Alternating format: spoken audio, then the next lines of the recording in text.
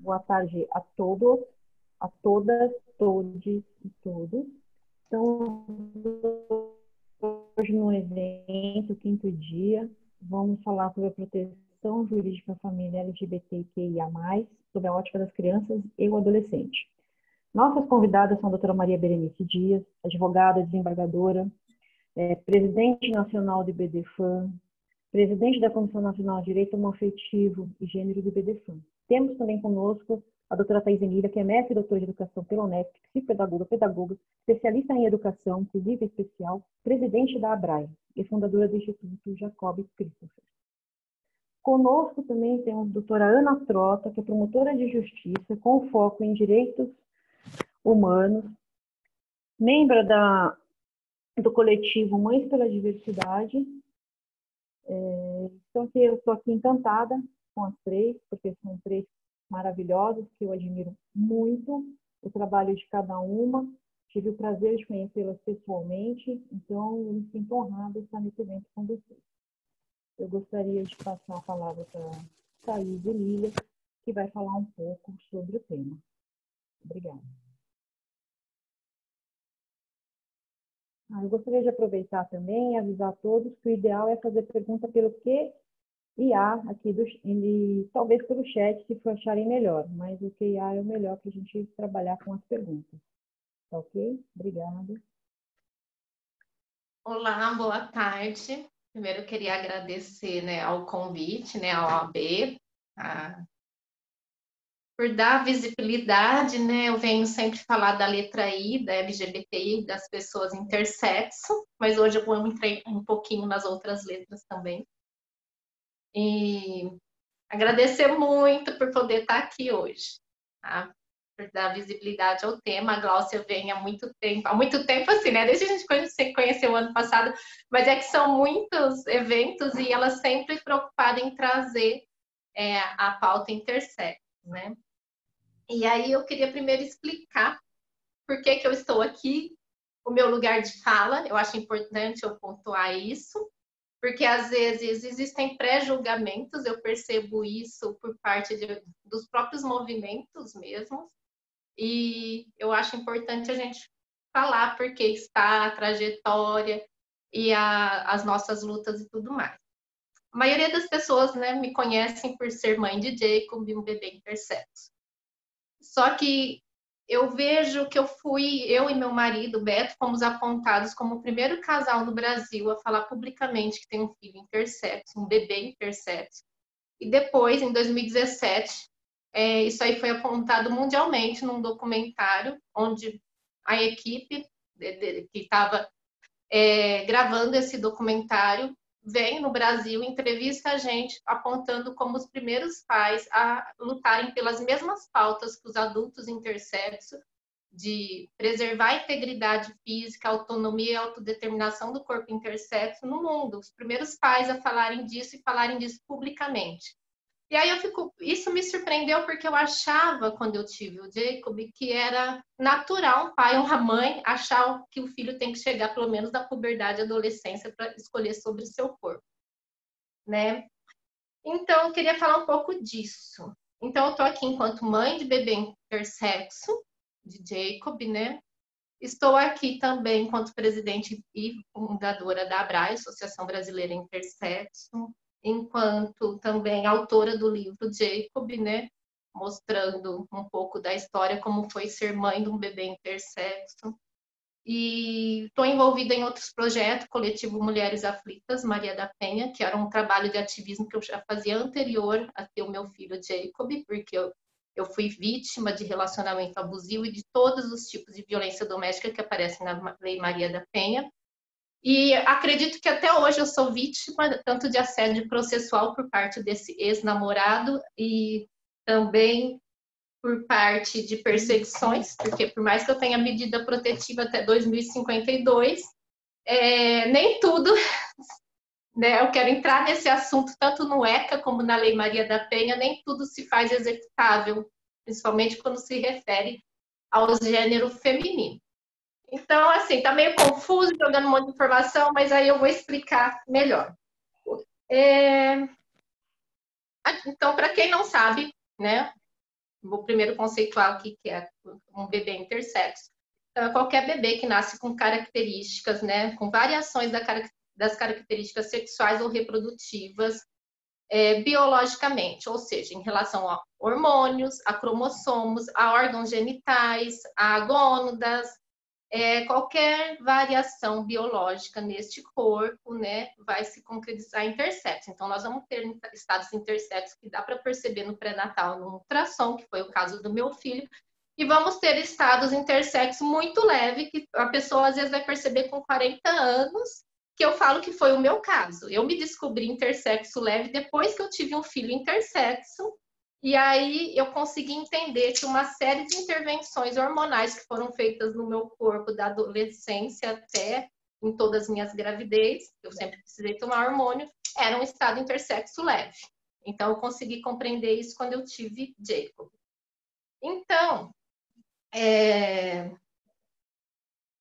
primeira coisa que eu queria apontar, a gente vai ter duas principais pautas, né, no movimento intersexo. O direito a ter nome, né, coisa tão básica, né, todo ser humano tem direito a um nome, a uma certidão de nascimento, mas os bebês intersexos, apesar da gente ter uma lei no Brasil, uma normativa 12.620 de 2012, ela não se faz na prática, por mais que a gente saiba que ela possa funcionar na prática. Então, por exemplo, quando o Jacob nasceu em 2016, essa normativa, essa lei já existia desde 2012, não foi me fornecida a declaração de nascido vivo, a DNV, porque o hospital alegava que se não tivesse o sexo definido, eu não poderia registrar meu filho. E aí, eu, na época, questionei isso no setor jurídico do hospital, e aí eles fizeram uma declaração falando que por o bebê ter uma genitália indefinida, eu não poderia registrá-lo. Procurei no Google, na época não achei nada, fui na promotoria da infância, ninguém sabia informar nada, nada. Quem soube me informar mais para frente foram ativistas intersexo. E meu bebê foi registrado só com 3 meses, porque não me entregaram a DNV, alegando que ele não tinha um sexo definido, então ele não podia existir perante a lei. E aí eu ficava com ele no colo pensando, nossa, então uma pessoa que não tem um sexo definido em masculino ou feminino não existe. Não pode ter nome, não pode ter cartão SUS, não pode... Ele era cardiopata, então ele não podia ter cartão SUS, nem convênio médico com assistência às doenças congênitas, porque ele não tinha certidão de nascimento, virou uma bola de neve, e eu fiquei sem auxílio maternidade. Aí vamos ao ECA. Né, eu estava relendo o ECA, né, daí eu já começo aquela lá, né? Esta lei dispõe sobre a proteção integral à criança e ao adolescente.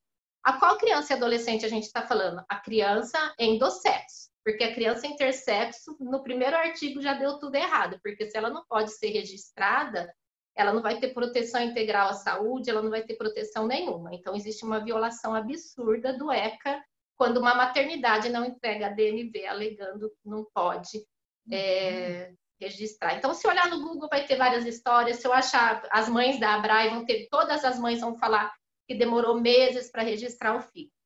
E aí, no artigo 3º, a gente vai ter, né, que criança e adolescente gozam de todos os direitos fundamentais inerentes à pessoa humana, sem prejuízo de proteção integral, do que trata a lei, assegurando-lhe por lei ou outros meios todas as oportunidades e facilidades, a fim de faculdade de desenvolvimento físico, moral, espiritual, social, condições de liberdade e dignidade. Cadê a dignidade da criança intersexo?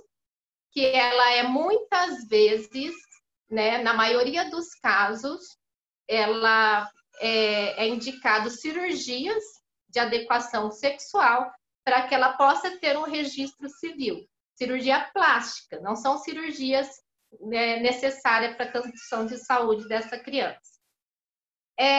Aí eu fiquei pensando no parágrafo único do artigo 3º, né, que esses enunciados da lei aplicam-se a toda criança e adolescente, sem discriminação de nascimento, situação familiar, idade, sexo, raça, etnia, cor, aí vai.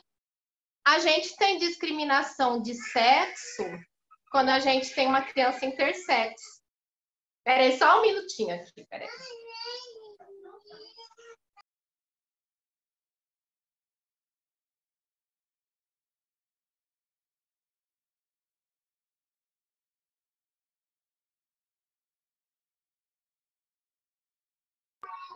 Aí a minha vida é assim, tempos de pandemia, 3 crianças em casa, uma bebê que eu amamento, uma criança com Asperger, então tem que ser assim. Traz ela aqui. E aí, como eu estava falando aqui, né? A questão Aí, pode ficar à vontade com a sua filha, viu? A gente super entende, se ela quiser colo, fica à vontade, por favor. Vamos pegar ela, porque dela para de chorar. Ótimo. E vai mamando mesmo. Aí, o que acontece? Quando a gente pensa, né, nessa não discriminação por sexo, isso não acontece no Brasil em relação à criança intersexo. Porque a primeira coisa que acontece, pelo menos na minha experiência, quando eu tive meu filho intersexo, foi ele não poder ser registrado, não receber o mesmo documento que todas as crianças recebem, que é uma DNV, para poder ter certidão de nascimento. Porque o sexo dele não era masculino nem feminino, era intersexo. E isso acontece sempre. Se nascer um bebê hoje aqui em São Paulo, a mãe vai passar por isso. Por quê? Não sei. Mas na DNV está lá, a gente vai ter 3 campos, masculino, feminino e ignorado. O ignorado é para esses casos que não se definem masculino.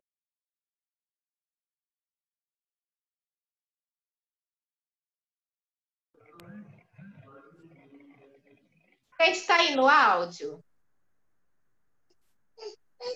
Para não ficar nenhum... Então, a gente coloca o ignorado para não... Porque, na verdade, é uma questão mesmo do sistema. Para não ficar nenhuma parte do documento em branco, né? Se eu ignoro, a certidão é emitida. Aí, em função da militância que a gente começou em função do caso do Jacob, dele não poder ser registrado, esse ano, uma mãe em Recife procurou a gente, porque ela estava com o bebê dela internado no hospital, na UTI, e a maternidade não queria entregar a DNV, porque a mesma coisa. Tem que esperar o cariótipo, tem que fazer uma plástica genital, porque como que a criança vai sair sem um sexo definido masculino ou feminino, que vai chegar na escola e vai ser o quê? Aquela conversa infundada. E eu, como mestre e doutora em educação, eu sei que a possibilidade de educação neutra, não só para as crianças intersexo, mas para todas as crianças.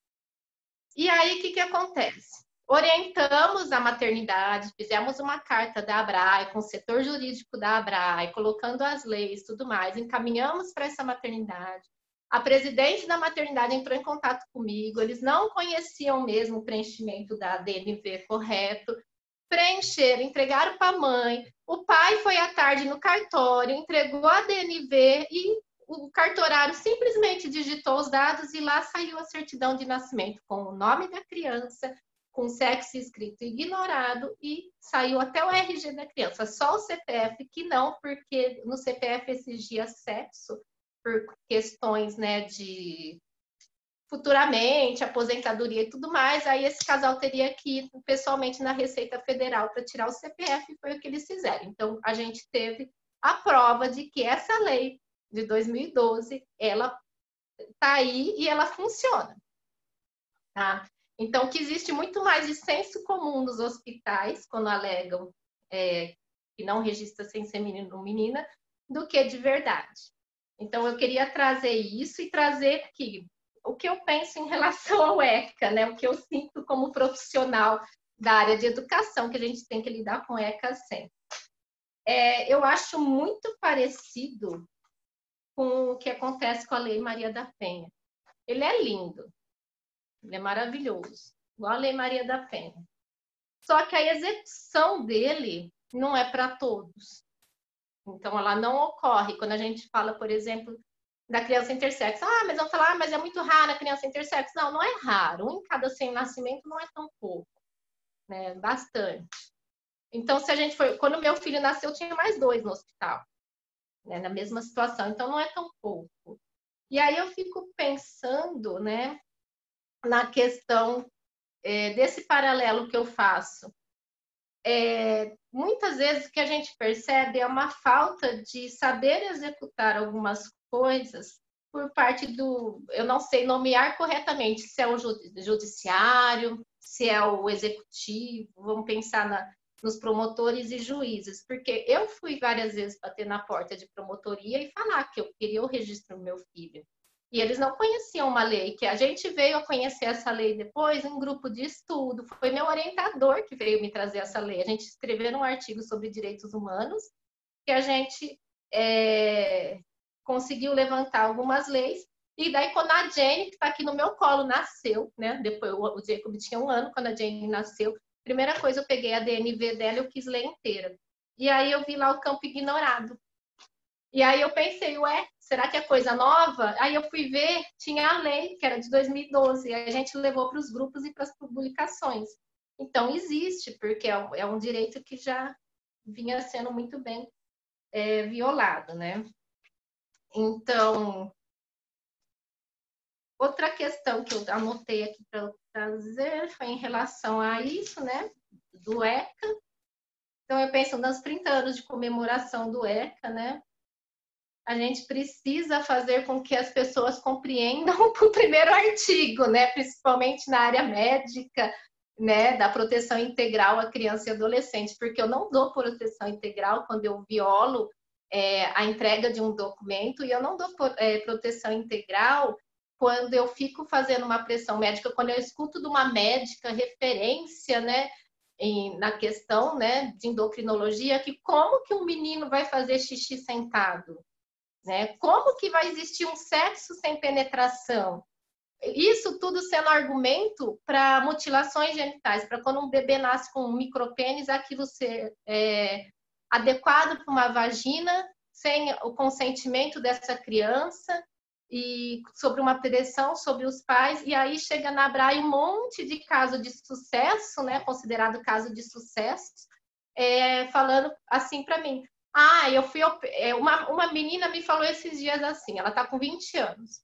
Ai, Thaís, vocês falam que era importante esperar até a puberdade para a gente ser operado, para a gente ser escutado e participar da decisão do nosso corpo. Mas eu fui operada com 14 anos e eu não acho que eu tive autonomia sobre a decisão do meu corpo. Porque a minha mãe entrava nas consultas com a médica. E como que eu ia falar para minha mãe, que achava que a vida inteira ficava querendo me educar como menina, que eu queria ser menino, que eu queria ficar com o meu corpo daquele jeito? Aí eu não falei, me operaram, né? Agora eu tenho que aguentar esse corpo a vida inteira. Então, vamos pensar. Que eu entendo também do ECA, tem uma questão depois da adolescência, até das consultas médicas e psicológicas, que essa criança ela tem mais autonomia sobre isso. Então, fica bem complicado. Então, assim, era isso que eu queria trazer hoje. Deixa eu ver se tem alguma coisa. Eu anotei algumas coisas aqui para falar mais, mas quando eu falo, eu estou cansada de escutar o argumento da educação e da escola como culpada das cirurgias intersexo, mas eu vejo... Ai, Solona! Mas eu vejo que a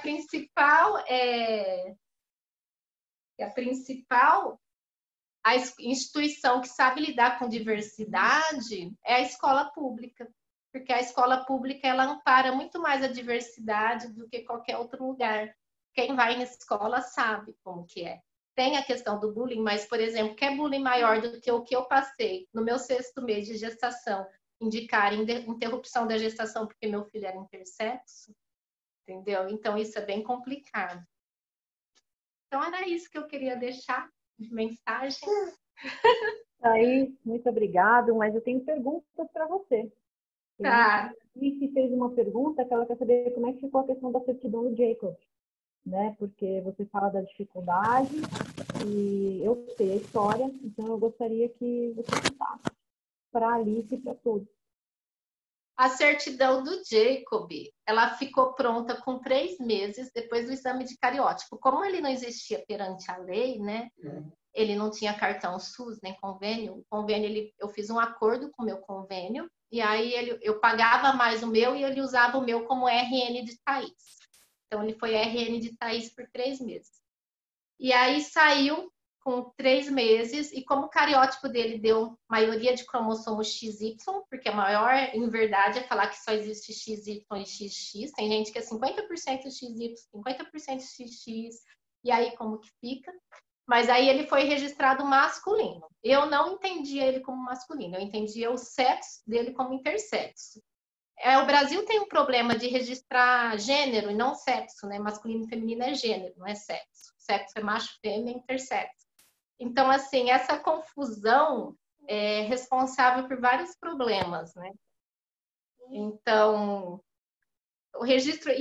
o Jacob faleceu com 1 ano e 7 meses em função da cardiopatia congênita que ele tinha. Eu queria ter enterrado meu filho como intersexo, eu não consegui. Porque todas as formas na justiça que eu procurei, eu cheguei em promotor falar que eu queria estar... eles falaram assim, olha, eu troco o sexo do teu filho quantas vezes você vier aqui para masculino ou feminino, mas para colocar, fazer uma nova jurisprudência, alguma coisa, não, porque eu não quero um monte de religiosos batendo na porta do meu fórum depois. Então, eu escutei isso, né? Mas o meu sonho era ter...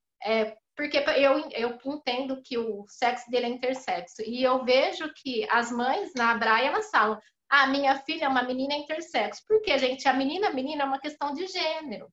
Agora, o sexo é intersexo. Então, elas têm isso, é um menino intersexo. Então, porque a gente sabe que aquela anatomia, aquele corpo funciona diferente.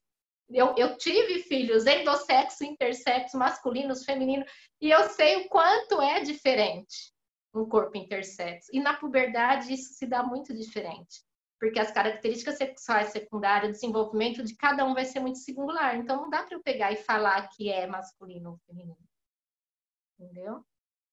E eu tenho uma pergunta minha, porque você falou de intersexo leve. Como funciona isso, você se descobrir intersexo leve? O que é intersexo leve? Porque eu tenho certeza que ficou interrogação na cabeça de muita gente aqui. Intersexo leve é o termo que a gente às vezes usa, estados intersexo. Intersexo leve é o termo que eu usei, mas vamos pensar. Por exemplo, eu vou pegar um caso que apareceu, que me procurou uns anos atrás. Um homem aos 40 anos, que era casado, e a mulher dele não engravidava. Aí foi fazer exames, ela não tinha nenhum problema reprodutivo. Aí o médico solicitou espermograma. O espermograma dele deu zerar. Aí foi investigar porque no lugar do testículo ele tinha ovários. Aí como fica a cabeça desse homem que tem um ovo teste, com 40 anos, casado há mais de 10 anos, se entendendo como homem. Daí ele procurou a gente, conversava todo dia comigo, com meu marido.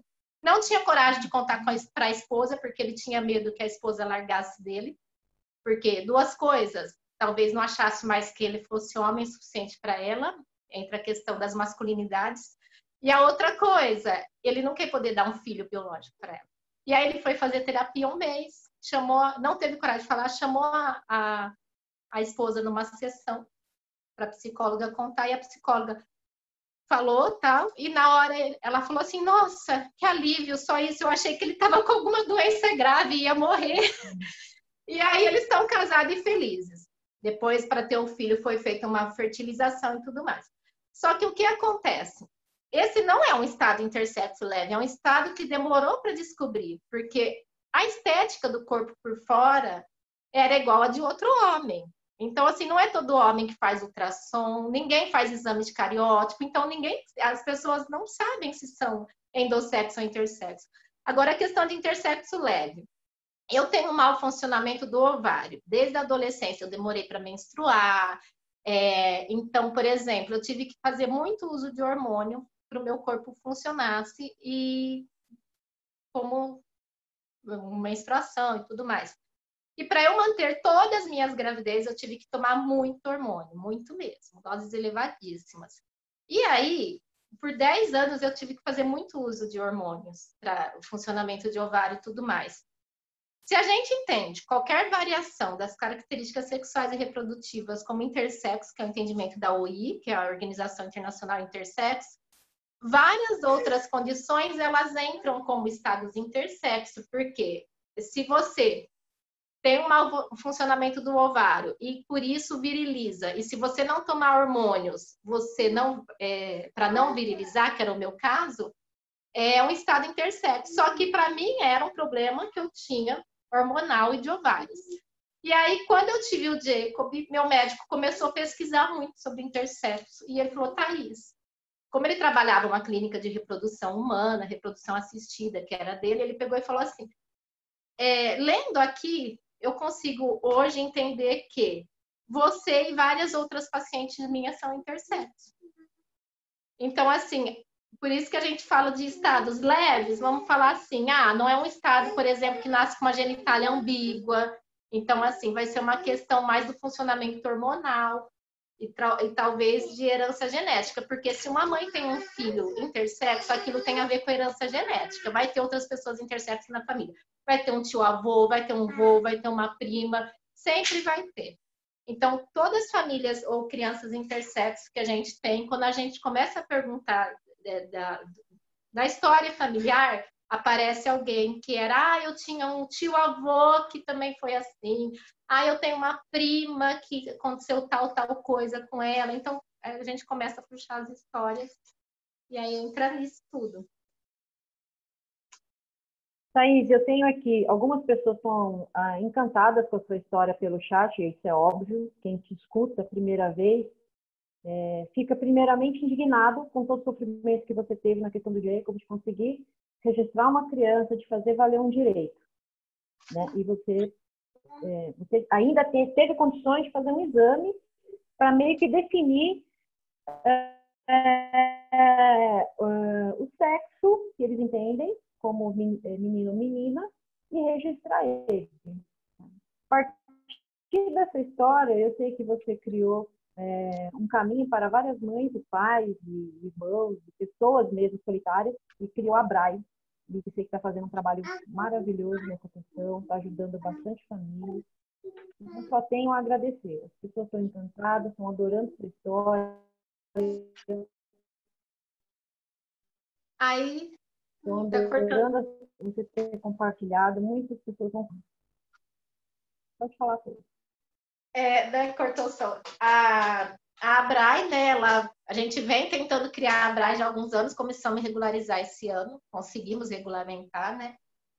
Mas ela é fruto de uma vontade de vários ativistas militantes, né? E quando eu tive o Jacob, eu senti falta de uma associação, porque eu tinha associação de cardiopata, associação de filhos de Zika, associação de microcefalia, mas não tinha nada relacionado a intersexo. E aí o pessoal da militância também tinha uma vontade, eles falavam primeiro da União Brasileira Intersexo, que era o que eles queriam criar.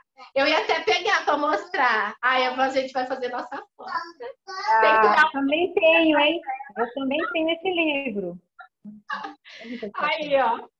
Cadê? Embaixo do grandão aí. Não, ali, ó. Intersexo. Porque esse livro, hoje, é o que a gente, quando alguém começa a falar assim, olha lá, ó. Temos aqui, importante a gente falar sobre tudo. A nossa luta é pela... Alguém deu print? Alguém deu print aí, gente? Não estou conseguindo aqui. Quando alguém vem falar, intersexo não existe, que a gente escuta isso às vezes, né, gente? Tem um livro que fala do ponto de vista jurídico, da medicina, da psicologia, da antropologia, dos relatos de pessoas intersexo, da educação. E aí eu falo, legal, organizado, né? E a ideia da Maria Berenice, quando ela viu que não tinha nada, então foi. Hoje a gente usa muito, a Dione Freitas usa até no canal dela no YouTube. Então a gente. E aí depois eu escrevi o livro do Jacob. Eu ia mostrar ele também, ó. Eu tinha que agradecer você pelo livro, pela dedicatória, pela história maravilhosa que tem aqui dentro. E as pessoas, elas precisam ler para entender. Porque aí o que acontece? Eu usei meio que do meu diário, não é um livro acadêmico, é história de vida.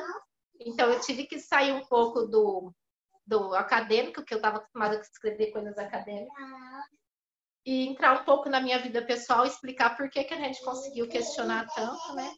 E a questão da doença rara e da cardiopatia, que eu acho que a criança com doença rara e cardiopatia, ela precisa do apoio do ECA sempre e o apoio jurídico, por causa das medicações de alto custo, né? Então, é isso. O Dr. Saulo participou também essa semana da live, e eu estou aqui com a Verônica Pereira, que disse que o Saulo falou que 1/4 da população mundial é intersexo, que há mais intersexo do que ruivo. Então, assim, a luta não é de minoria, né? Sempre falam que a gente está buscando direitos para as minorias. Não, a gente quer garantia de direitos, e não buscando direitos diferentes, é garantir. Garantir que esses direitos sejam cumpridos. A lei está posta e a gente vai fazer de tudo para se cumprir. Thaís, eu quero agradecer muito a sua participação. Você sabe que eu ficaria aqui horas conversando com você, mas eu sei dos seus compromissos, da sua luta. Vou estar com você sempre. Aonde eu puder, vou levar essa pauta, sim, porque eu sou uma mulher lésbica, mas eu entendo o que é a discriminação por ter sido uma criança LGBT. Eu quero agradecer muito a sua participação. Fico assim honrada em te ouvir. Tenho certeza que todos que estão aqui nos ouvindo ficaram maravilhados.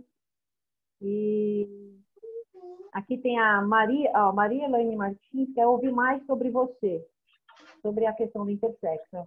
Eu vou te adiantar que acho que provavelmente a doutora Berenice vai abordar o tema também. Então, Maria, a gente vai fazer um outro evento e a gente vai abordar essa questão também. Então, fique atenta aí nos eventos da OAB. Agradeço a todos, agradeço a Thaís. Eu só posso ficar assim, mais uma vez encantada em te ouvir. Muito obrigada, Thaís. Eu que agradeço. Eu gostaria de passar a palavra agora para a doutora Maria Berenice Dias, que também vai nos honrar com a sua presença, com o seu conhecimento, e a cada vez que a gente a escuta só aumenta, só agrega, não consigo ficar assim, lisonjeada em ouvi-la e fico encantada. É mais uma que eu ficaria horas ouvindo, mas infelizmente, né, não posso. Doutora, muito obrigada por estar conosco. Eu não podia ficar fora. Um evento onde aborda esse tema tão significativo sobre uma ótica que ninguém aborda. Então, assim, quando se fala de ECA, bom, é ECA, criança, adolescente, sabe, crianças em situações de vulnerabilidade, por afastados da convivência familiar, crianças em situações de fragilidade por envolvidos em atos infracionais, e ponto. Sabe? E esta realidade que existem crianças e adolescentes, sabe, que se identificam dentro deste grande leque das diversidades sexuais, e acho que dá para usar essa palavra assim no plural, onde abarca todos os segmentos, que até não se pode ter como um número estanque, e é por isso que essa sigla cada vez cresce mais, e eu acho bom, sabe? Eu acho que cada letra empresta significado para algum segmento. E como todos eles são muito invisibilizados, quanto mais letra, melhor. Tanto que assim, foi uma grande briga para eu inserir a letra I na sigla LGBT, sabe? Porque me surpreendeu muito, né, ao ver que os intersexuais simplesmente não estavam contemplados dentro das políticas dos movimentos sociais. E a alegação disse, eles não têm representatividade. Eu disse, não tem representatividade porque nós não abrimos a porta, né? O dia que abrirmos a porta, nós teremos esta visibilidade. E foi o que aconteceu. Foi assim que a Thaís se aproximou. Foi através da Comissão de Diversidade Sexual e Gênero da Ordem dos Advogados do Brasil, da qual eu era presidente nacional, e ela, quando teve, sabe, essas questões com relação ao filho, ela foi incansável, ela virou um mundo e bateu nas portas da comissão.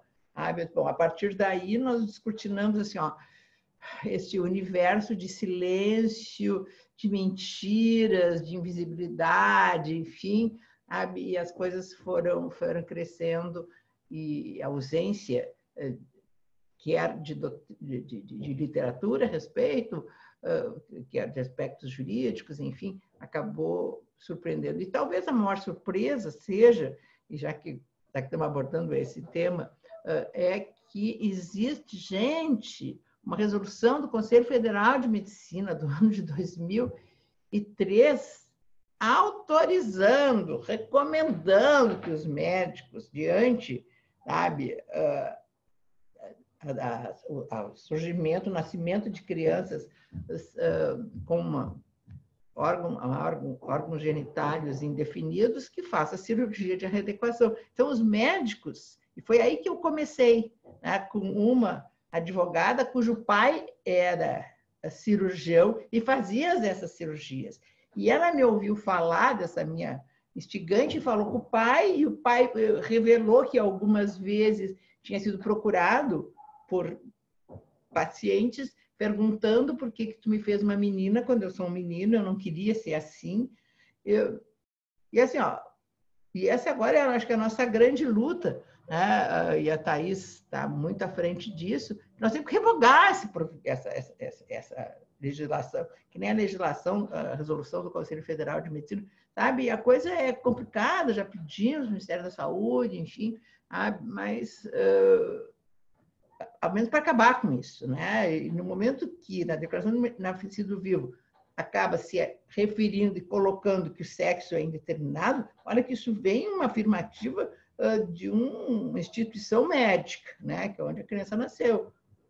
Não cabe ao registro civil registrar alguma coisa, ou não registrar, ou fazer como alguns estados estão fazendo, por orientação da Corregedoria, começou até aqui no Rio Grande do Sul, que ponha um nome nem masculino nem feminino, sabe? Ou coloque ND, RD recém-nascido de fulano de tal, ou seja, sem nome. Tá? Bom, para depois de 60 dias virem e definirem o nome, ou seja, depois de cirurgia. Né? E essa cirurgia que não leva a nada. Sabe? Eu acho que até a Thaís que sempre diz assim, não, o órgão sexual para criança não serve nada, a não ser para fazer xixi. Né? Ninguém usa os órgãos sexuais, então não precisa fazer qualquer tipo de adequação, a não ser alguma cirurgia necessária para a criança não correr risco de vida. Fora disso, não tem que fazer nada. Sabe? Ela pode ser do jeito que ela é ou escolher, eventualmente, sabe? O que ela deseja ser ou se identificar com algum dos sexos, esse binarismo tão perverso que tenta ingestar as pessoas, sabe? Ou simplesmente ser o que ele é.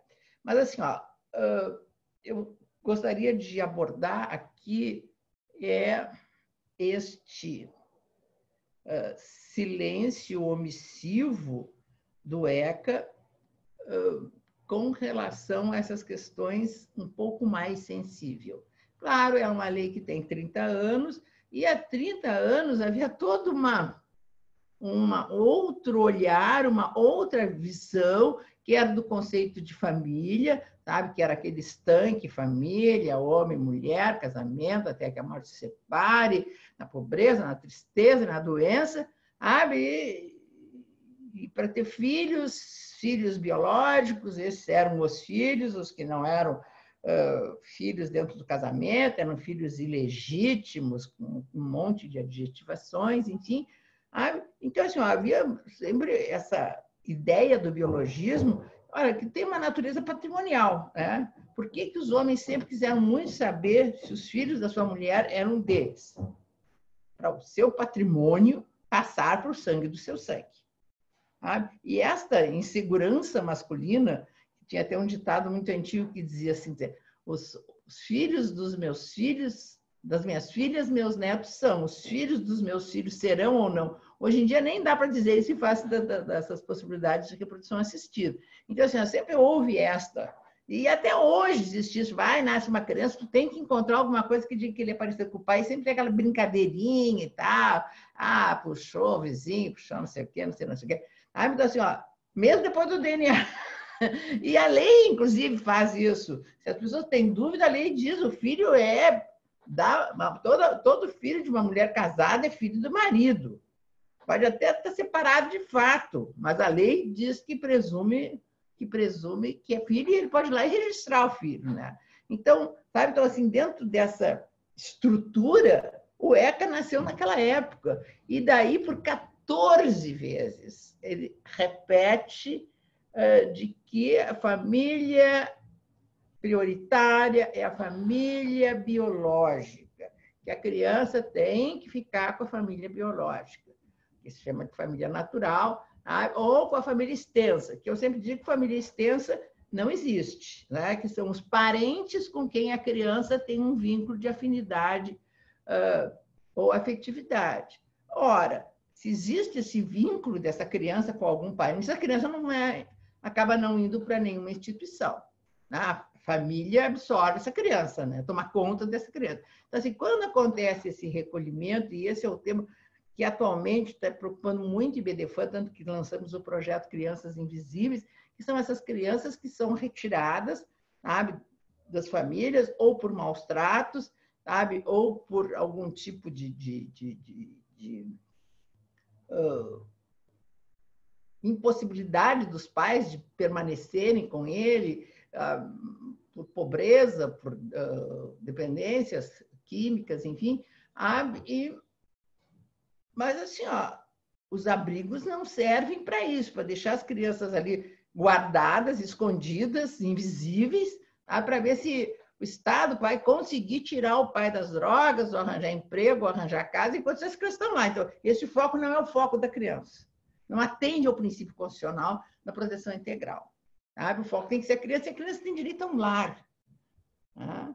E eles ficam tanto tempo tentando ir atrás de um parente que a criança fica anos institucionalizada, até ser destituída do poder familiar, e até, eventualmente, ela entrar na tal do cadastro de adoção, um cadastro que até não existe. As pessoas com 10 anos na lista querendo adotar, e as crianças ficam 10 anos dentro dos abrigos querendo ser adotadas, e depois essa conta, claro, que não fecha.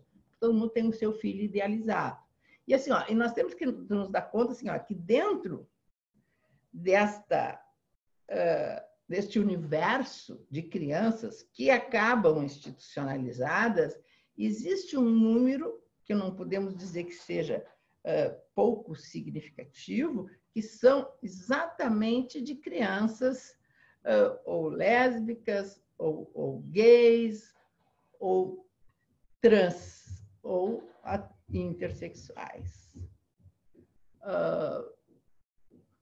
E isto gera uma absoluta rejeição por parte da família. Nós sabemos disso, que a família expulsa os filhos, principalmente os filhos trans, porque é uma sexualidade muito visível, aparente, sabe? Porque a criança manifesta, sabe, a sua identidade, o seu desejo, a forma como quer se vestir, se chamar, com o que quer brincar. E isso é o que gera essa, entre aspas, vergonha da família, e há uma expulsão muito cedo dessas crianças de dentro de casa. E essa insistência que fiquem com essas crianças, sabe, só acaba traumatizando ainda mais essas crianças. E no momento em que essas crianças eventualmente são abrigadas, em primeiro lugar, dentro das próprias instituições, que eles são tratados por pessoas que não são qualificadas, né? Elas são empregados desses donos dos abrigos, sabe, que esse é um feudo que ninguém entra, ninguém administra, nem Poder Judiciário, nem Ministério Público, que deve fiscalizar, no Brasil inteiro não fiscaliza, o juiz tem que fazer audiência concentrada, não faz, sabe? E esses técnicos são empregados desses que têm interesse de ficar com as crianças, porque ganham para ficar com essas crianças. Essa é a realidade. As crianças ficam lá invisibilizadas, ninguém pode entrar, ninguém pode se apaixonar por elas, ninguém pode querer adotar. E aí tem o sonho do filho idealizado e a realidade que está dentro é outra, e a pessoa não tem chance, eventualmente até de bom. Eu entrei lá, eu queria uma menina branquinha de até 3 anos de idade, chega lá e encontra um menino de 10 anos que não fala, com sérias deficiências, e se apaixona por essa criança. As crianças não têm chance de ser adotadas. E, inclusive, assim, tem um caso que até pediram a minha intervenção, assim, olha, em primeiro lugar, assim, houve, num primeiro momento, uma enorme resistência da justiça de admitir que casais homoafetivos adotassem crianças, né? Dizendo que não era uma família, mesmo depois da decisão do Supremo de 2000, dizendo que a possibilidade de adoção veio muito depois. Então, assim, o que sempre aconteceu?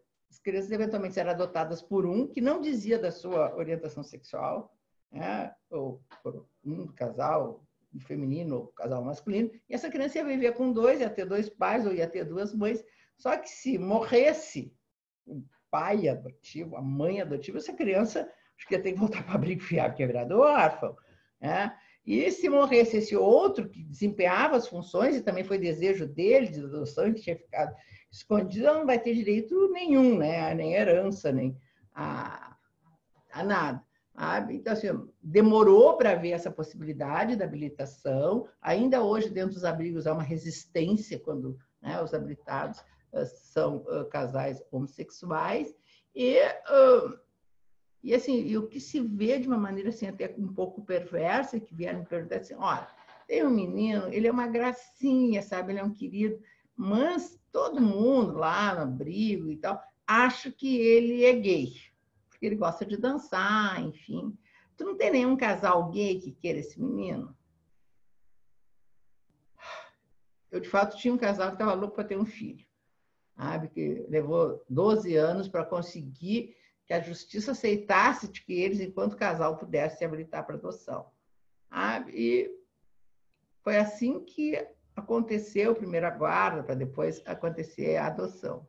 E assim, mas aí o que daí sobra? Viu? Não dá para dar crianças para casais homossexuais, porque as crianças vão virar homossexuais.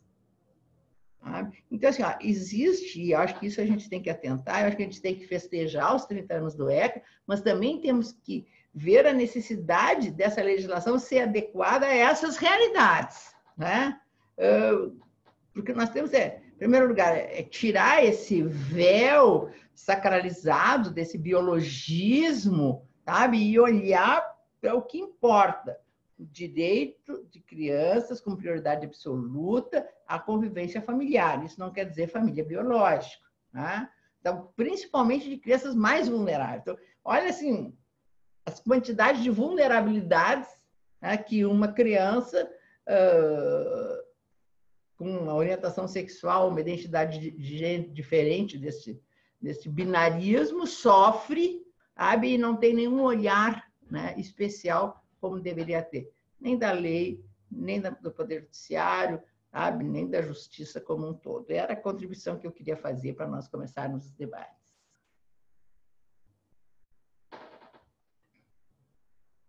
Doutora, como sempre, ouvi-la é encantador.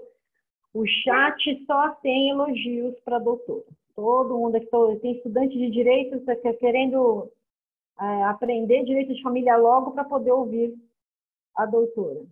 Mas eu tenho duas perguntas, doutora Maria Berenice. As duas são da Alice. Num primeiro momento, ela pergunta: quando a criança sofre agressões físicas ou morais dos pais, como se pode resolver essa questão? E num segundo momento, ela fala da questão do preconceito da adoção,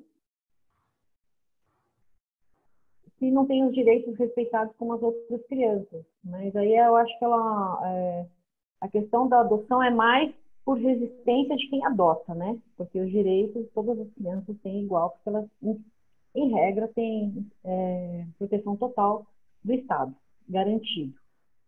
Então, sobre a questão da violência, como que as pessoas podem lidar com essa violência praticada pelos pais, físicas e morais?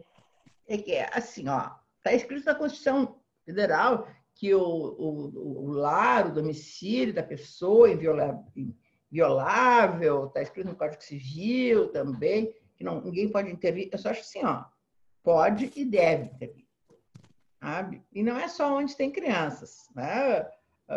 A Thais falou muito bem também, né, da violência doméstica que existe dentro dos lares. Então, lar não é esse modelito de família margarina que todo mundo acha que a família é aquilo. Não. Né? Então, assim, acho que o Estado se coloca uma posição de absoluta omissão. Então, quando tem crianças, é pior ainda.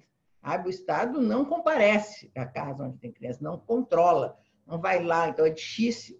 Aí criaram os conselhos tutelares com uma ideia originária boa, né? Não, então vamos botar pessoas da comunidade para atender. Esse é um modelo cubano, né?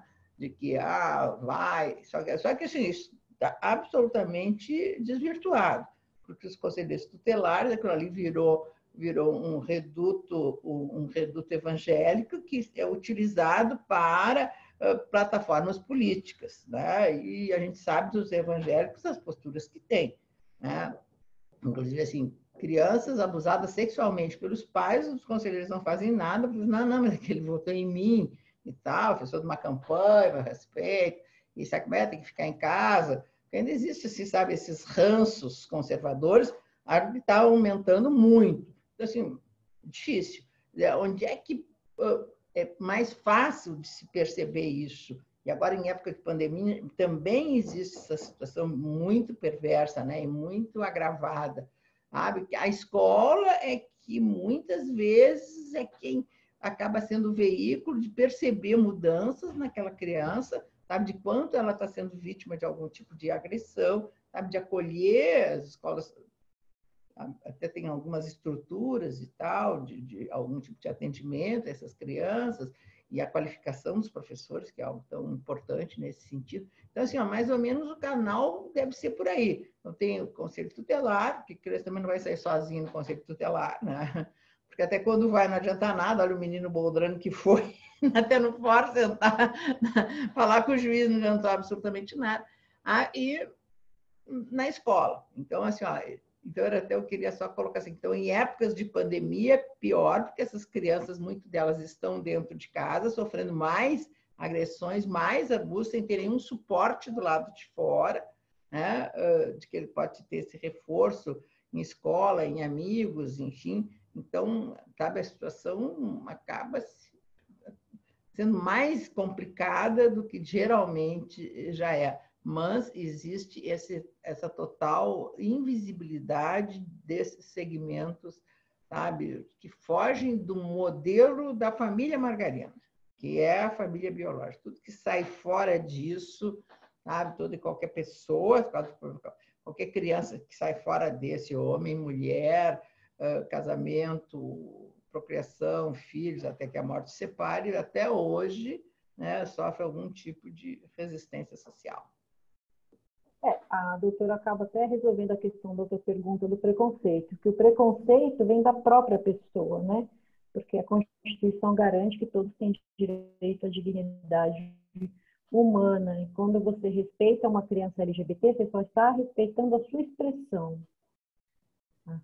de gênero, a sua identidade de gênero, como ela se comporta. Então, a questão da capacitação,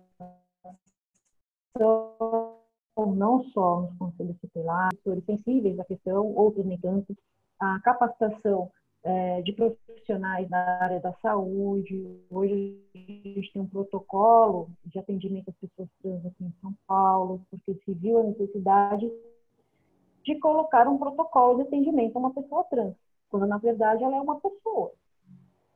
Enfim, então a luta é sempre garantir esse direito, essa dignidade, essa parceria, e é muito importante, doutora. Eu, assim, fico agradecida pela explanação, porque eu deixava querer ouvir mais, desenvolver mais. Quanto mais eu escuto a doutora, quanto mais eu escuto os outros parceiros e ativistas da causa, mais eu aprendo. Eu digo que quando eu fui fazer um curso de pós-graduação em Direito Homoafetivo, eu achei que eu ia tirar de letras. Isso é fácil, eu sou lésbica, vou resolver isso rapidinho. Não, eu aprendi tanto. Aí eu percebi o quanto a gente precisa estar aprendendo e o quanto, graças a Deus, os costumes mudaram. Apesar da gente fazer parte de um país que mata, muitas pessoas trans ainda somos um país que ainda tem leis que tentam garantir o mínimo, que é a dignidade humana. Eu só tenho a agradecer a doutora por tudo. Muito obrigada. Eu vou retribuir o abraço da Ivone. Eu juro que eu ando louca por um abraço também.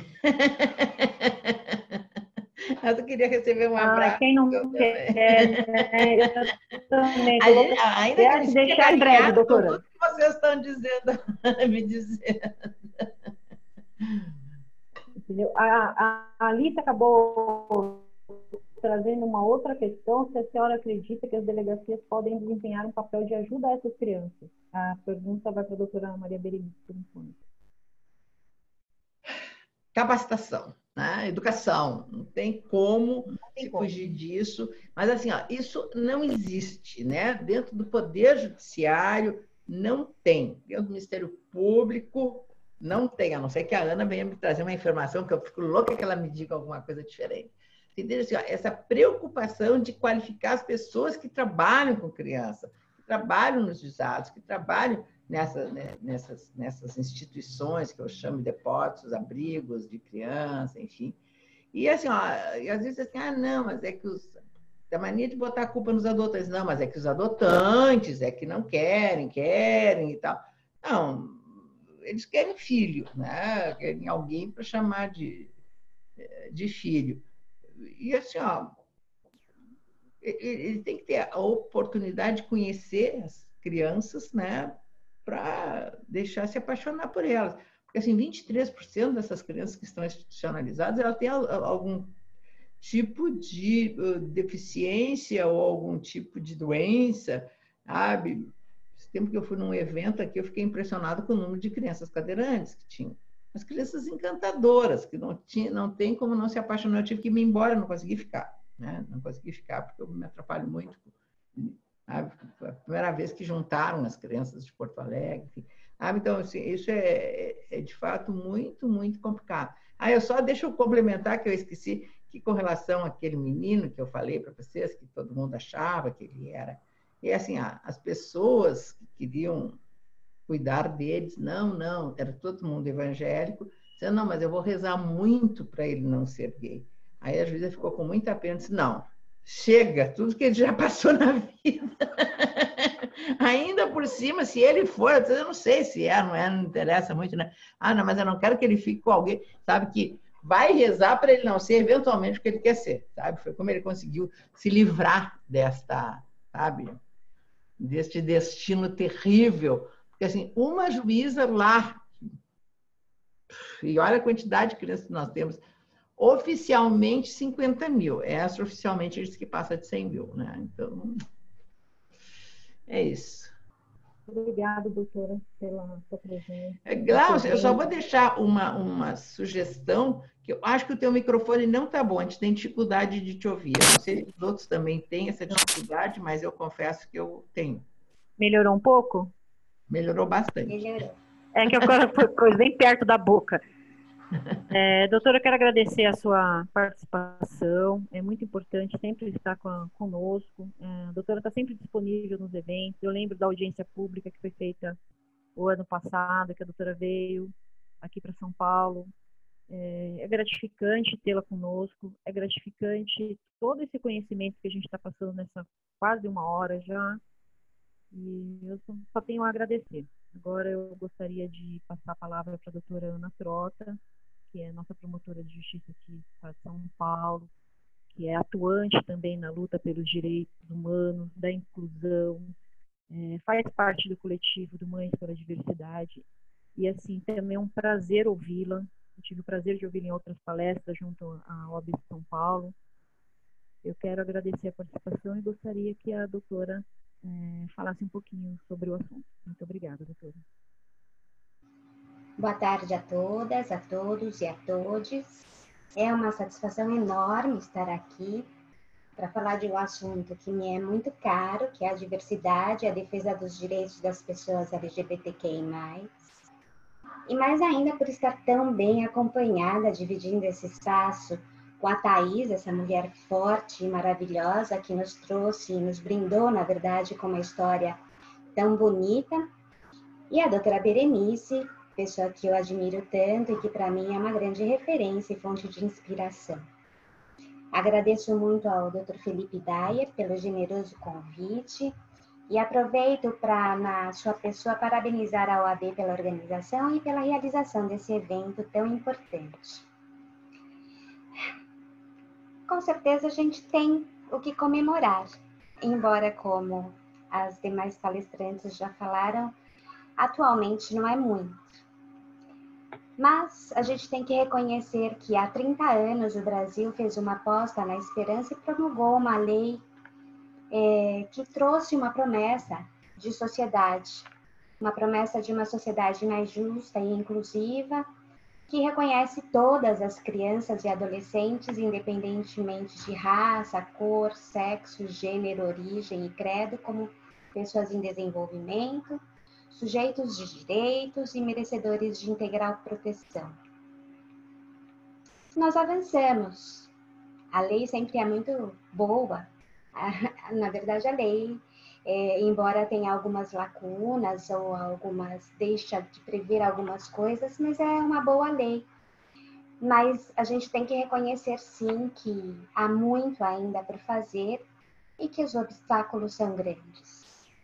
Especialmente no que diz respeito a essa longa trajetória que é a defesa dos direitos humanos, das pessoas LGBTQI+, que exige o acolhimento de novos valores para a consagração de uma nova concepção de direito fundada em uma nova visão de mundo, que possibilite superar os desafios impostos pela necessidade de mudanças de paradigmas, de forma a viabilizar, até mesmo como política de Estado, a instauração e a consolidação de uma ordem jurídica genuinamente inclusiva e igualitária.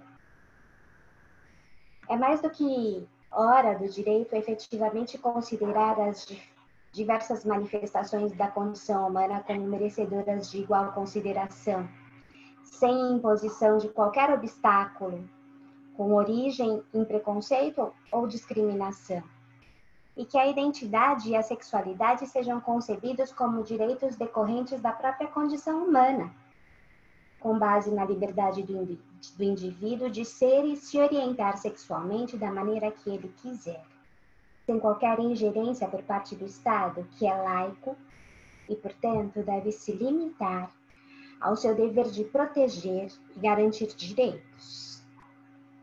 Vejam vocês que a não discriminação ela é estreitamente vinculada aos objetivos fundamentais previstos na Constituição Federal de promover o bem de todos, sem preconceito de origem, raça, sexo, cor, idade e quaisquer outras formas de discriminação, a qual prevê também como princípio basilar e um dos fundamentos da República Federativa do Brasil a dignidade da pessoa humana. Está estritamente vinculada a esses objetivos fundamentais da Constituição justamente porque é a discriminação uma forma de violência e opressão que viola direitos da personalidade, sobretudo o direito à honra, o direito à vida privada e o direito à liberdade. E todas as pessoas têm o direito à liberdade, que é um direito subjetivo, que autoriza a pessoa a fazer tudo o que ela desejar, desde que não seja contrário à lei. Por isso, o direito à liberdade é essencial quando falamos de justiça, mesmo porque ele é complementar do direito à vida e significa a supressão de todas as servidões e opressões, já que para se alcançar a liberdade efetiva não basta um hipotético direito de escolha, é preciso que haja a possibilidade concreta de realização de escolhas. E as discriminações violam também o direito à felicidade, que, muito embora não seja explícito na nossa Constituição, ele é uma decorrência lógica derivada do dever do Estado de promover o bem de todos, com igualdade e sem discriminação, observado o princípio da dignidade da pessoa humana.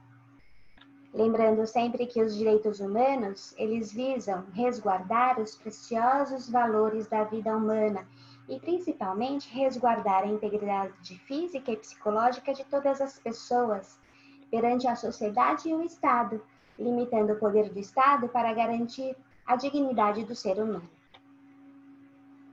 Mas, quando a gente fala em direitos humanos, o problema jurídico que se coloca, que também é um problema político, é uma questão política, é de que modo, como podemos fazer para garanti-los, a fim de que, apesar das mais solenes declarações, eles parem de ser continuamente violados. O século XX ele nos trouxe novos paradigmas e nos abriu os olhos para a necessidade da construção de uma sociedade mais inclusiva, pautando a diversidade e as diferenças como uma grande riqueza humana. E aqui estamos nós, em pleno século XXI, sedentos e pensativos sobre como e o que fazer para que isso se torne efetivamente uma realidade. É verdade que seguimos tímidos, mas vamos avançando, com mais sensibilidade para considerar as vulnerabilidades específicas a que grupos minoritários estão expostos e começando a problematizar as interseccionalidades que operam a partir de outros marcadores, uma vez que as desigualdades estão atreladas à realidade de que as relações sociais são coextensivas, na medida em que, ao se desenvolverem, as relações sociais de classe, gênero e raça se reproduzem e se coproduzem mutuamente. E assim pensando, cada vez mais como deve ser na igualdade jurídica com equidade, nós vamos caminhando, implicando a existência de direitos diferentes e pensando em direitos diferentes que possam corrigir essas desigualdades, a falta de oportunidades e discriminações para o atingimento da tão almejada justiça social. Eu faço esse preâmbulo e coloco essas premissas para poder dizer para vocês que nesse evento, o meu lugar de fala, e sempre que eu trato desse tema, e no qual eu faço questão de me colocar, de dentro do sistema de justiça, ao falar sobre diversidade e direitos humanos das pessoas LGBT, justamente por reconhecer nele a minha maior potência, é o de mãe, promotora de justiça e também integrante do movimento do Mães pela Diversidade. E aí, acho que isso explica um pouco esse meu lencinho aqui, que eu também faço questão de sempre colocar, porque é ele que me faz lembrar da minha trajetória para poder estar aqui, ocupando esse lugar, esse espaço.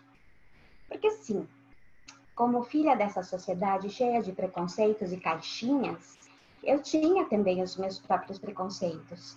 E porque, óbvio, como mãe, eu tinha escrito uma história para os meus filhos com começo, meio e fim, e casar com uma mulher e ter filhos nunca tinha sido sequer colocado em negociação. As mães. E essa trajetória, ela exigiu de mim disposição, muitas reflexões, algumas desconstruções, mas me ensinou e continua me ensinando muitas coisas. Eu me descobri como mãe da diversidade quando meu filho me contou. E isso me incomodou um pouco.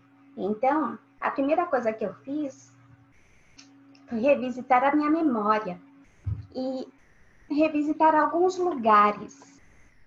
E para minha surpresa, os sinais estavam todos lá.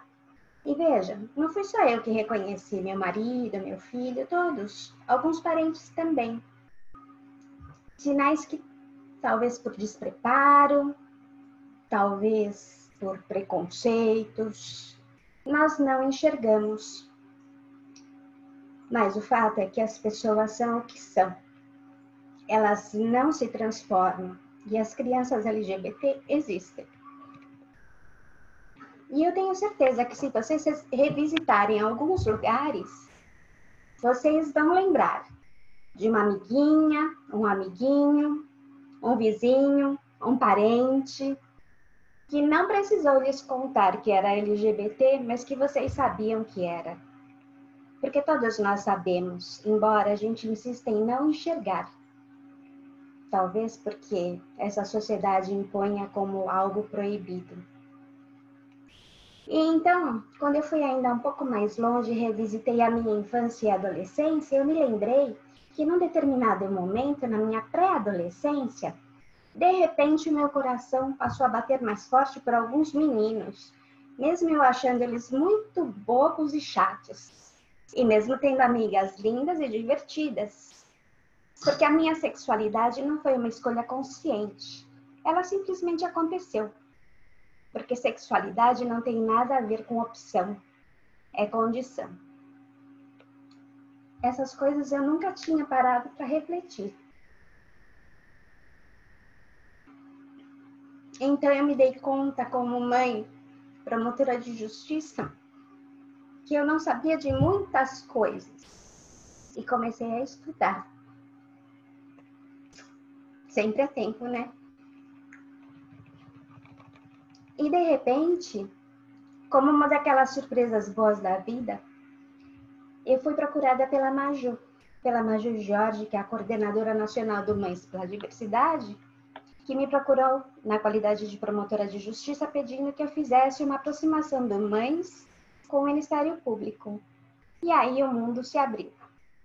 E aqui eu tenho que fazer uma pausa para contar um pouquinho para vocês sobre esse coletivo maravilhoso, que é uma Mães pela Diversidade, que é uma associação sem fins lucrativos, laica e suprapartidária, que surgiu em São Paulo em 2007 como um movimento político de luta pela garantia de direitos civis dos nossos filhos e atualmente está presente em quase todos os estados do Brasil. Ele é composto por muitas mães, alguns poucos pais, que se uniram no amor, no orgulho pelos seus filhos e também pelo medo, presente no dia a dia de todas as famílias, porque cada vez que seus filhos saem de casa, elas têm incerteza se eles voltarão. E são muitas histórias. Histórias de luta, de amor, mas também de muita dor e sofrimento. Porque se os LGB que lutam pelo direito de amar sofrem, quando a gente chega no T dos trans que lutam pelo direito de existir e não contam nem com um armário para se proteger, dá vontade de chorar.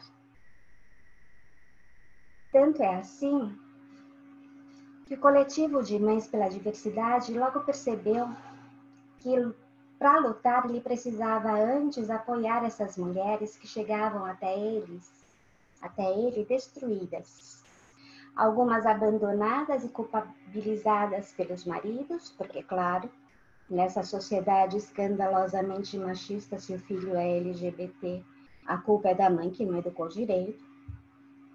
Outras que chegavam fugidas com seus filhos LGBT, ameaçados de morte por seus pais, familiares, vizinhos, e ainda aquelas que tiveram que optar entre os filhos, justamente pela falta de aceitação decorrente do preconceito arraigado.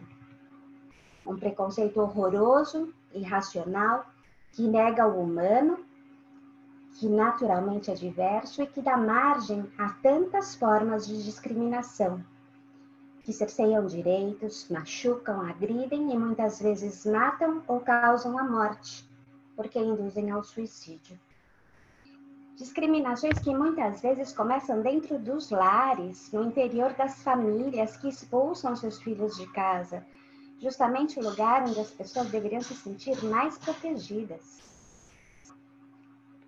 O último censo realizado na cidade de São Paulo, de 2019, ele aponta que 386 pessoas em situação de rua se autodeclararam trans. Esse número ele mostra que tem alguma coisa muito séria acontecendo nas nossas famílias.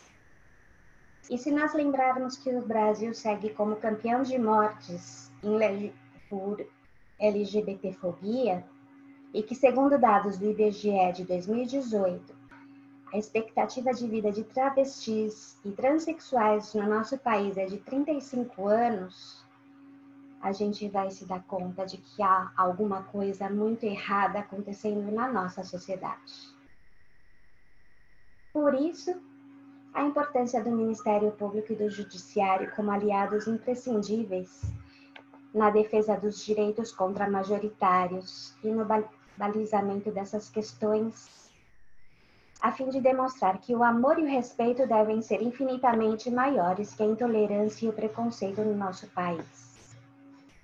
Já passou da hora de nós, do sistema de justiça, criarmos meios e condições para dar visibilidade a essas crianças e adolescentes, para que elas sejam enxergadas em sua integralidade, em todas as suas interseccionalidades, como sujeitos de direitos, e para que sejam acolhidas e protegidas da forma adequada e necessária pelo Estado, como deve ser.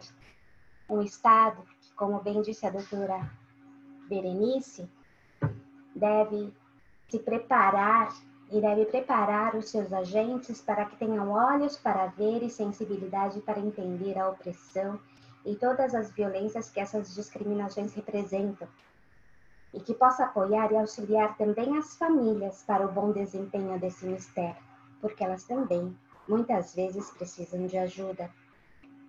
Um Estado que conte com uma rede de proteção articulada e forte para dar início a um verdadeiro processo de transformação social, e que nós, do sistema de justiça, precisamos exigir.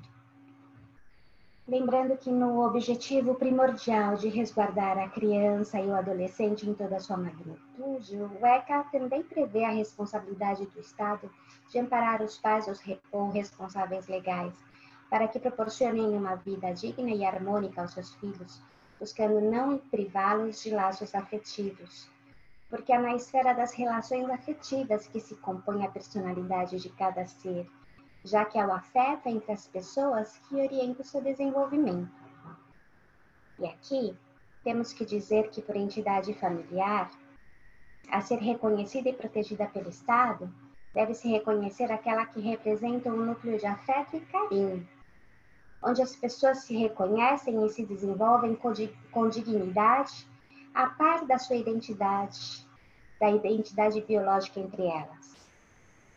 Porque família se identifica pela comunhão de vida, de amor e de afeto no plano da igualdade, da liberdade, da solidariedade e da responsabilidade recíproca. Infelizmente, ainda não existe um tratado internacional que proteja os direitos das pessoas LGBTQI+, no nosso país. E não existe uma lei para o casamento igualitário, e também ainda não há uma lei que criminaliza a LGBTfobia. Tanto assim, que não à toa todos os direitos conquistados nos últimos 15 anos pelas pessoas LGBTQI+, foram conquistados por via jurisprudencial. O direito à união civil, à retificação de nome sem necessidade de cirurgia, ao casamento, à adoção dos direitos sucessórios, e no caso da criminalização, temos que parabenizar o Supremo, já que o nosso poder legislativo insiste em dormir em berço esplêndido. Porque, veja, a nossa sociedade vem evoluindo, a família também tem passado por inúmeras evoluções sociais, e com o direito não pode ser diferente. O direito também precisa estar em constante movimento para alcançar as diversas situações vivenciadas pela sociedade. E aí, finalizando a minha fala, doutora Berenice, eu trago sim uma boa notícia. Ainda não é aquela que nós gostaríamos, mas recentemente no Ministério Público do Estado de São Paulo, através do nosso Procurador-Geral de Justiça, o Dr. Mário Sarrubo, foi assinada uma declaração de compromisso institucional em defesa dos direitos das pessoas LGBTQI+. Uma construção coletiva, fruto da aproximação do Mães pela Diversidade, com a nossa instituição, e que contou também com a assessoria do Fórum de Empresas de Direitos LGBTQI+, e, na verdade, representa mais um passo importante nessa longa e árdua trajetória de defesa dos direitos dessas pessoas. Trata-se de uma carta de princípios, baseada nos princípios da ONU, voltada especialmente para o ambiente interno e de gestão do Ministério Público, e reforço às medidas afirmativas que foram instituídas pela administração do Ministério Público nos últimos anos. Porque todos nós sabemos que ainda existem muitos tabus nos ambientes jurídicos. E a melhor forma de quebrar esses tabus é conviver mais e mais com a diversidade, para podermos compreender que somos todos diversos, que o mundo é plural e que a diversidade é a nossa maior potência. Além de fazermos a nossa lição de casa na nossa casa. Como ensina a consultora de diversidade dos Estados Unidos, a Verna Mears, com muita simplicidade e clareza, a diversidade é convidar para a festa e a inclusão é tirar para dançar. E o que nós do Ministério Público queremos com esses compromissos é tirar para dançar. Porque não há mais lugar para essa velha e falsa prática de respeitar as diferenças pela indiferença. Isso decididamente já era. Era isso que eu queria dizer. Obrigada. Ana, muito agradecida pela sua fala e mais uma vez emocionada em ouvi-la. Eu estou aqui, tenho uns amigos me acompanhando pelo WhatsApp. Muitas mães aqui pelo WhatsApp disseram que ficaram emocionadas, chorosas, óbvio. Não tem como não se emocionar ao ver uma mãe falar do seu filho LGBT e da importância da desconstrução de preconceitos dentro de um lar, dentro da família. Porque realmente é o local onde eles sofrem a primeira agressão. Todos nós, enquanto LGBTs, sofremos a primeira agressão na família. Uns mais, outros menos, outros mais suaves. As pessoas trans, infelizmente, são as pessoas dentro do contexto que são expulsas e expostas à vulnerabilidade muito cedo. A gente, infelizmente, acompanha isso, né? Eu tenho aqui alguns agradecimentos a fazer antes da gente ir para o encerramento. Num primeiro momento, eu gostaria de agradecer a nossa presidente da Comissão da Diversidade Sexual e Gênero de São Paulo, doutora Marina Ganzaroli, que com a sua sabedoria coloca a gente numa situação de liberdade para desenvolver alguns trabalhos. Por isso, o doutor Felipe, quando fez a proposta dessa atividade, de imediato foi aceito por todos do grupo, todos que querem participar, todos entendem a importância, então tem que agradecer também ao doutor Felipe, que ele é um advogado jovem, na luta, como todos os outros, né? Eu faço parte da comissão enquanto coordenadora do núcleo de família, eu estou coordenadora do núcleo de família da Comissão da Diversidade Sexual da Seccional, e sou membro também da Comissão de Diversidade Sexual da Subseção de Santo Amaro. E a Subseção de Santo Amaro estava acompanhando a gente, então tem que falar que eles adoraram a palestra, estão encantados com o trabalho da comissão aqui da OAB São Paulo, estão encantados, não tem que mandar um grande beijo a todos, ao Felipe, Tatiana, Ivone, que quer o abraço, a doutora Maria Berenice se comprometeu a dar o abraço, ela que está aqui emocionada. A Cláudia Ramos, que também faz parte da comissão de Santo Amaro, que também é uma mãe pela diversidade, que está aqui emocionada nos acompanhando. Então, assim, eu não sei, na verdade eu não queria encerrar essa conversa. Eu gostaria de continuar com ela, mas não posso. Eu só posso agradecer a presença de todos, de todas e de todos, das nossas queridas palestrantes. Agradecer ao Felipe por lembrar e me convidar para fazer essa mediação. Eu fiquei uma semana toda pensando como que eu conseguiria falar com tantas pessoas importantes dentro do nosso contexto jurídico e de luta e de ativista sem gaguejar. Eu acho que eu consegui. Mas eu só tenho a admirar vocês. Vocês são maravilhosos. Eu não vejo a hora de tudo passar, porque vai passar, para a gente fazer um grande encontro e receber aquele abraço carinhoso, caloroso da doutora Maria Berenice, Ana Trota, Thaís, Ivone, todas essas pessoas que estão aqui nos acompanhando, a Regiane, que também é mãe pela diversidade, está aqui com a gente, Júlia, Regiane, Alice, Luciene, Felipe, essas pessoas todas que hoje se encantaram com uma história que elas desconheciam em vários pontos e que tenho certeza que vão somar com a gente pela luta e garantia da dignidade das pessoas LGBTIQIA+. Eu só tenho a agradecer a todos. Eu gostaria de saber se as doutoras querem falar alguma coisa para um encerramento. Fiquem à vontade.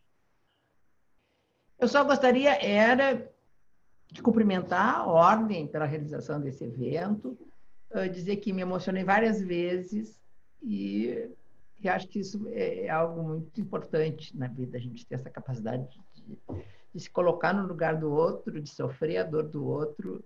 Acho que essa é a origem da solidariedade. E queria aproveitar e deixar o convite para todos fazerem parte, instalarem, onde não tem, comissões de diversidade, de direito homoafetivo e gênero da OAB, do IBDFAN, em todos os lugares. Não se incompatibiliza com as comissões da ordem, ao contrário, se somam, né? E, inclusive, assim, tem presidentes que são comissão das duas comissões, eu acho isso, sabe? Ou, às vezes, outras pessoas é melhor porque soma mais esforços, então aqui fica o convite. Eu tinha conseguido instalar mais de 220 comissões no Brasil inteiro, né? E eu quero criar um número maior ainda no âmbito do direito, porque assim, todos esses avanços eu tenho certeza que se deve a essa capilarização que foi feita com sensibilizando advogados, a sociedade, para se conseguir aonde já chegou. Acho que esse foi um mérito muito nosso. Então, e nós temos que continuar fazendo exatamente isso. Muito obrigada, um abraço para todos. Obrigada, doutora. Também gostaria de agradecer a todos. É sempre uma emoção, eu também me emociono. Não consigo tirar meu coração dessa história. E ninguém consegue, né? Mas eu acho que essa é a grande beleza de tudo isso, e é assim que a gente consegue gerar empatia e a gente consegue mudar. Eu acho que é o que a doutora Berenice disse, né? Sensibilização. A gente não consegue vencer barreiras e preconceitos, né? Sem sensibilizar. E esse é o grande caminho, essa é o nosso grande desafio. Estamos juntos, né?